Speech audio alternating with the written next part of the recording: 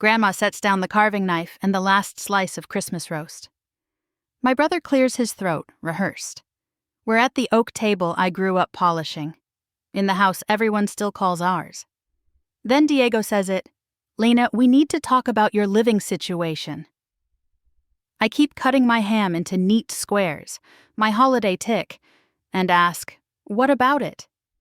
He explains that our parents are aging, that the upstairs nursery will suit his future baby, that I've stayed rent-free too long. Mom nods. Dad adds something about efficiency. I hear the verdict. New Year's 1 week. They don't know I paid the taxes. They don't know I covered the hospital bills. They don't know I stopped the foreclosure. They don't know the deed is in my name. I set down my fork, inhale, and decide the pretending ends tonight. I dial a number that violates dinner etiquette. Chin Protective Services, a calm voice answers. This is Elena Markham. I need a team at the Willow Ridge property. Mom whispers, "Who are you calling?" I raise one finger. "Trespass removal," I say, and the room stills. Diego laughs, brittle. I slide a folder from my purse. Recorded deed, wire confirmations, the LLC that purchased the house when the mortgage fell 6 months behind. Dad blanches. "That can't be right." "It is," I say. "I paid $847,000 to keep this roof over our heads, and you were about to evict me from my own home. Tonight." Blue strobes wash across the snow as a gray SUV rolls to the curb. 2 officers and windbreakers step out, neutral and professional. I meet them on the porch before anyone else can turn the story into theirs. "Elena Markham," I say, handing over identification and the signed order, authorizing removal of unauthorized occupants if needed. My hands don't shake. Behind me, the front door opens. Mom hovers in the doorway, eyes shining with a grief that makes me ache anyway. Diego barrels past her. "You wouldn't," he says. "It's Christmas." "I wouldn't if respect were mutual," I answer. To the officers, "We'll try voluntary compliance first." We walk the house together, room by room, documenting condition. In the nursery that isn't, a mobile of paper moons trembles in the draft. I think of the year I slept on callroom cots to earn the money that saved this address.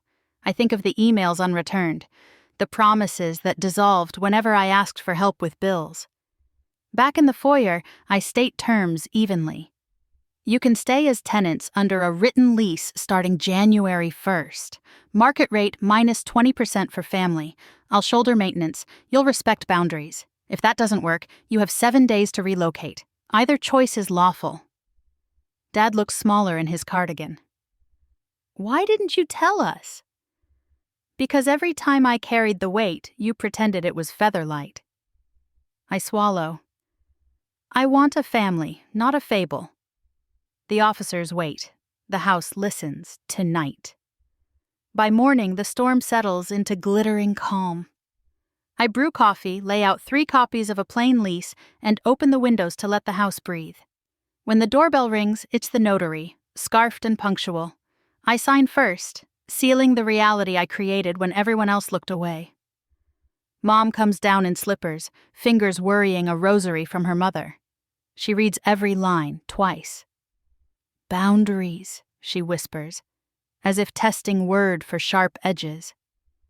Dad stands at the window, jaw clenched, then pulls a pen from his pocket. He signs with a careful hand, and the paper stops shaking. Diego arrives last, carrying a box of ornaments.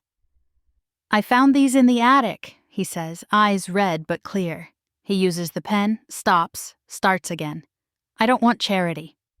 "It isn't," I say. "It's rent and respect." He finishes, exhales. The notary stamps and leaves, crystals leaping in the draft like confetti. We spend the afternoon returning the house to truth.